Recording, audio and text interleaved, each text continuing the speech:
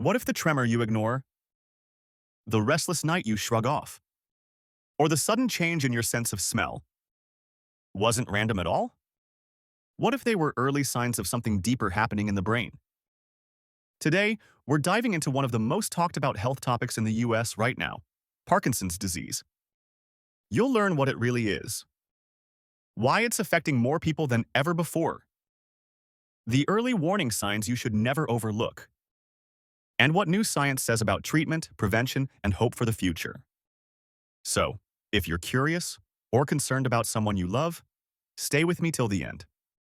And before we begin, drop your age in the comments below. I'd love to know the age range of everyone watching. So, what exactly is Parkinson's disease? In simple terms, it's a condition where certain brain cells slowly stop working and die off, especially in a small area called the substantia nigra. Inside your brain is a small region called the substantia nigra. It's responsible for producing a chemical messenger called dopamine, the movement chemical. But in Parkinson's, the cells that make dopamine slowly die off. When dopamine levels drop, the brain struggles to control movement, leading to tremors, stiffness, and slowness. Now here's something many people don't realize. Parkinson's isn't just a movement disorder. It also affects sleep, mood, digestion, and even your sense of smell, long before the shaking begins. So why is Parkinson's disease trending right now? Because cases are rising worldwide. As our population ages, more people are reaching the age when PD becomes more common. At the same time, new research is revealing early non-motor signs, things like sleep problems, constipation, and loss of smell, years before diagnosis. And that's changing everything we thought we knew about this disease. Quick question. Have you ever noticed a friend or family member who moves slower or has a faint tremor and just laughs it off as getting old? Type yes in the comments if that sounds familiar. Now, let's talk about how you can recognize the early signs and symptoms. Most people think Parkinson's begins with shaking hands or slow walking. But actually, the earliest clues are often things you can't see. These are called non-motor symptoms, and they can appear years before diagnosis. They include losing your sense of smell. You suddenly can't smell coffee, perfume, or food like before. Strange or vivid dreams, or acting out your dreams while asleep. Constipation or digestive issues that don't seem related to diet. Fatigue, anxiety, or depression that appears for no clear reason. Subtle memory or focus problems. Then come the motor symptoms, the more visible ones, and they include a resting tremor, often in one hand, especially when you're relaxed. Slow movement, where tasks like buttoning a shirt or walking take more effort. Muscle stiffness that doesn't go away. Poor balance or posture, maybe small shuffling steps or reduced arm swing while walking. If you've noticed one or more of these, especially the non-motor ones, that's your body whispering, something's not right. Now, let's answer the big question. What causes Parkinson's disease? Scientists still don't have one clear answer. But we do know it's usually caused by a mix of genetic, environmental, and lifestyle factors. Here's what the research shows. Aging is the biggest risk factor. Most people are diagnosed after 50 or 60. Genetics. Around 10–15% of cases run in families, linked to specific genes like LRRK2 or Parkin. Environmental exposures. Certain pesticides, heavy metals, or rural living conditions may increase risk. Men are slightly more likely to get it than women. And head injuries or lack of physical activity may also contribute. But here's the twist. Researchers have found that Parkinson's might actually start outside the brain, in the gut or the olfactory system, and then spread to the brain over time. That's why digestion and smell changes happen early. So the more we study Parkinson's, the more we realize it's a whole-body disease, not just a brain disorder. Here's a tough truth. Parkinson's can be tricky to diagnose. By the time someone develops the classic tremor or stiffness, about 60–70% of dopamine cells are already lost. That's why early detection is so important. There's no single blood test or brain scan that says, yes, this is Parkinson's. Doctors usually rely on medical history, physical exams, and how you respond to medication. Specialists may order a DAT scan, a type of brain imaging that shows dopamine activity. But new research is changing that.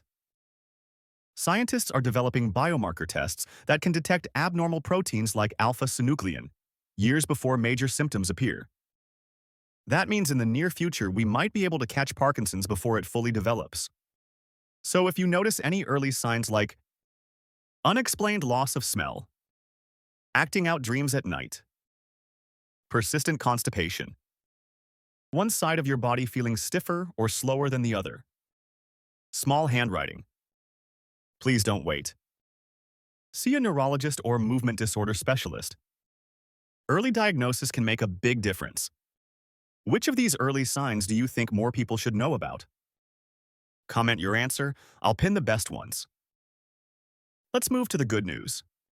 Parkinson's may not have a cure yet, but it can be treated, managed, and slowed down with the right approach. Medications. The most effective treatment is levodopa, or L-Dopa, which helps the brain make more dopamine. There are also dopamine agonists and MAOB inhibitors, which enhance dopamine's effects or prevent it from breaking down.